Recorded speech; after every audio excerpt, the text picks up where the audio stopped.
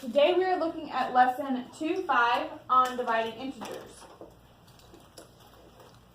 Last Friday, before we went home for the weekend, we were multiplying integers. Who can tell me what happens when we multiply a positive and a positive? What kind of product are we going to have? Yes? Positive. A positive. What about a negative and a negative? Yes? Positive. Positive. Okay. What about a positive and a negative? Negative. And a negative and a positive? Negative. Negative. So what we learned was that if the signs are the same, our solution will be? Positive. And if the signs are different, our solution will be? Negative. Negative. Very good. Believe it or not, those same rules are what we use when we divide. So we don't have anything new that we have to do. When we divide integers, if the signs are the same, our solution, our answer, our product or quotient will be positive. If the signs are different, then it will be negative. Okay? Let's look at a couple examples. Example 1A on page 77 says that we have negative 35 and we're dividing it by 7. Okay. So, I'm going to start out by showing you that it's true. Sound good? Alright. Negative 35. 1, 2, 3, 4, 5, 6, 7, 8, 9, 10, 11, 12, 13, 14, 15, 16, 17, 18, 19, 20, 21, 22.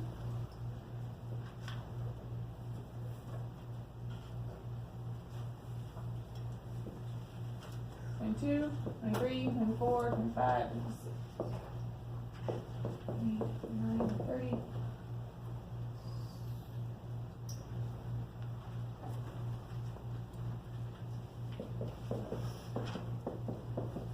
One, 2, 3, 4, 5, 6, 7, 8, 9, 10, 11, 12, 13, 14, 15, 16, 17, 18, 19, 20, 21, 22, 23, 24, 25, 26, 27, 28, 29, 30, 31, 32, 33, 34, 35. So we have negative 35 on the board. We're going to divide that into 7 groups. 1, 2, 3, 4, 5, 6, 7. Alright, ladies and gentlemen, how many do I have in each group? Yes, ma'am. 5. 5. Are they positive or negative? Negative. They're negative. So the solution to negative 35 divided by 7 would be what? Negative 5. Okay. Questions?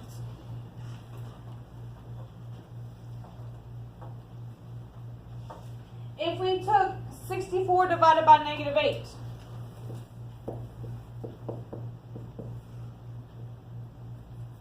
what would our solution be?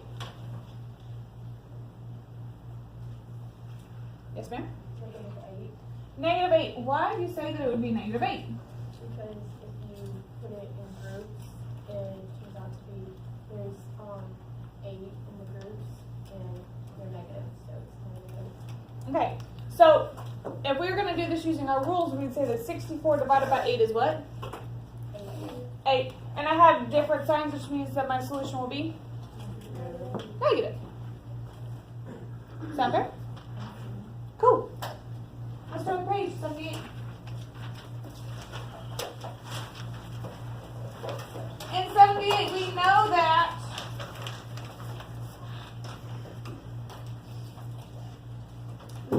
that we can use these rules. We know that if the signs are the same, then our solution is going to be positive, correct? Okay. Guys, that's all of what page 78 says. Page 78 says that if we have a division problem and the signs are the same, whether they're both positive or they're both negative, that you get a solution that is positive. Alright, let's look at page 79 because page 79 is a little different. In page 79, they introduced the word mean, which is the average. Okay? We use this term mostly in statistics, and statistics is the analyzing of data in particular ways. Most things that we do with statistics, we're looking for some form of the middle. The mean is the average. Okay? So, let's look at finding the mean in example 4 when we have negative values.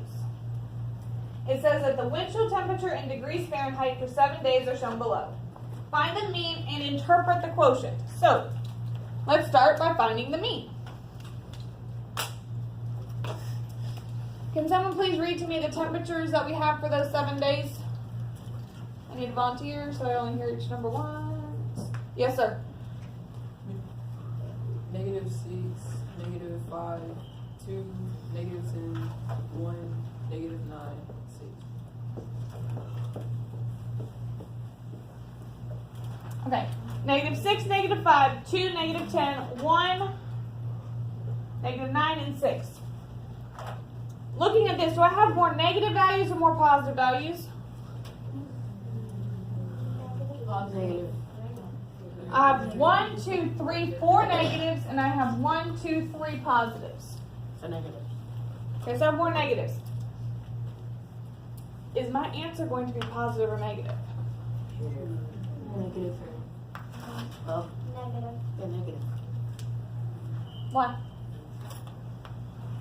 Because all the negative numbers are greater than the positive numbers. As you can see, the 2 would only cancel out 2 of -6, and then 1 would cancel out of that -4, and you just Okay. So, I understand what you're saying, but I don't like the words that you used. Because you said that the negative numbers are greater than the positive numbers. So if I'm looking at total quantity, which is bigger, positive or negative? positive. Positive is always going to be greater. So what is greater? Not the value itself, but it's... But the absolute value is greater. Okay? Let's make sure that we add in that verbiage, those words, so that we're not saying things that aren't true. Okay? We understood what we're saying. I knew what you meant, but let's make sure that anybody would know. Sound fair? Okay. When we find the mean, we add these values together and we divide by the total number of values. So the first thing I'm going to do, I like to group my negatives together and my positives together. And I can do that using which property? The associative says that I can put them into groups in parentheses. Which one says that I can move them around? The commutative property. So, I'm going to use -6 plus -5 plus -10 plus -9. Add that to a positive 2 plus 1 plus 6. And how many total values are there? 7. We divide by 7. Okay?